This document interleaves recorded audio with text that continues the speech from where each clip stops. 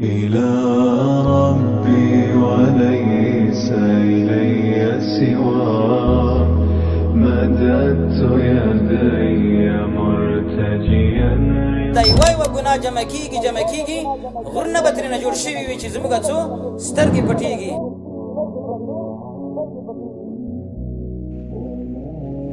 زموږ مسلمانان پکې څه دي هغه پکې واقع دي او ګناه نه ورته ښکاره کیږي. یو د هغې ګناهونو نه لفظ د حضرت دی، لفظ د حضرت استعمالول دا ګناه ده. زموږ خلک څومره د ډېر استعمالي وي، حضرت محمد صلی الله علیه وسلم، حضرت ابوبکر، حضرت عمر، حضرت فلان، حضرت فلان. په دې کې ګوره ملیان هم واقع دي، عوام هم پکې واقع دي، ماشومان هم پکې واقع دي، بوډاګان هم پکې واقع دي په دې لفظ کې.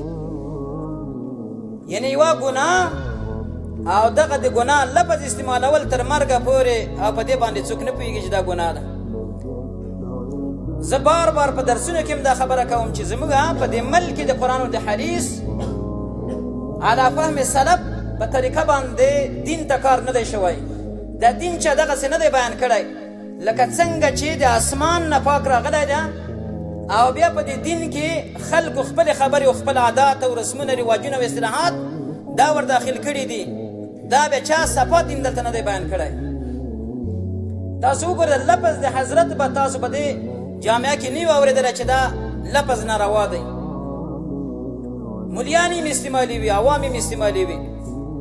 د دې وجه څه ده؟ وجه دا ده علماو دا خبر نقل کړې ده. معجم المناهی اللفظیه د بکر ابو زید رحم الله کتاب ده، هغه تقریبا یو جلد کتاب ده. ډېر الفاظ هغې راخیستي دي چې هغه ناروا دي، د خلکو په ژبو باندې څه دي مشهور دي. نو په هغې کې دا لفظ هم راخیستی، لفظ د حضرت.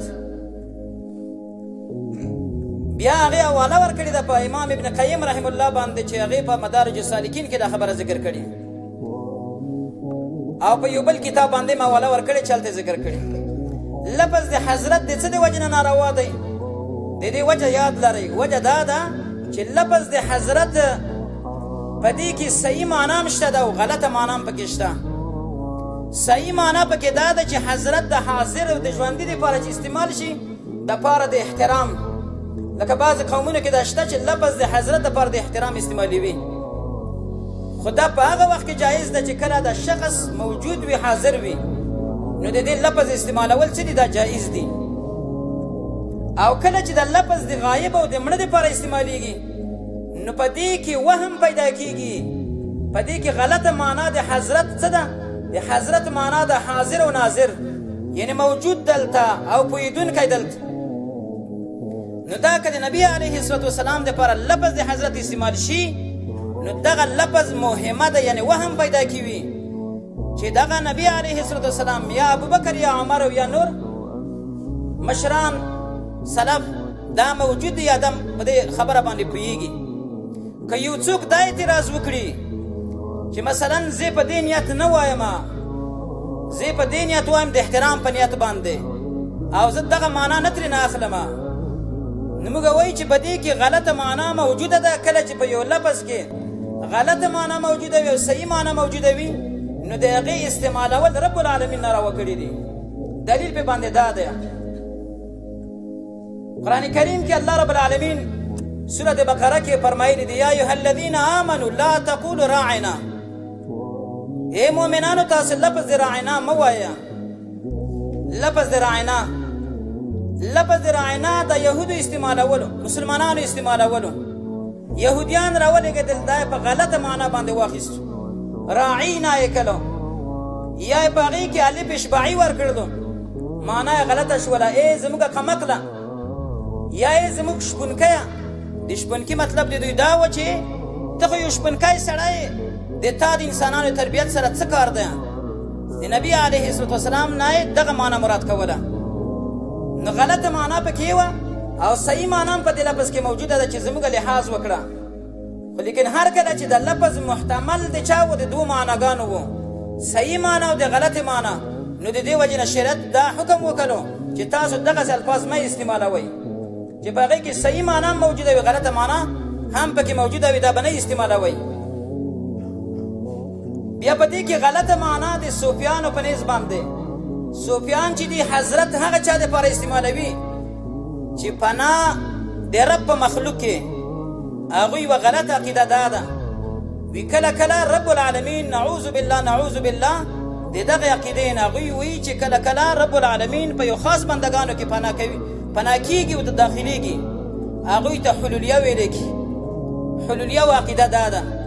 نو دغه لفظ د حضرت د صوفیان د هغه چا دپاره استعمالوي چې هغوی دا عقیده لري چې رب العالمین نعوذ بالله دا په بنده کې داخل شي او د الله په د بنده کې ورک شي.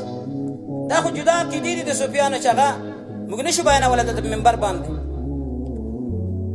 او د اتحادیه په صوفیانو کې ځان ته ډله ده، هغوی هم دغه لفظ استعمالوي. د هغوی مقصد د دې لفظ نه دا ده چې دا عالم جمع شوی دی په وجود د الله کې، نو حضرت ورته استعمالوي.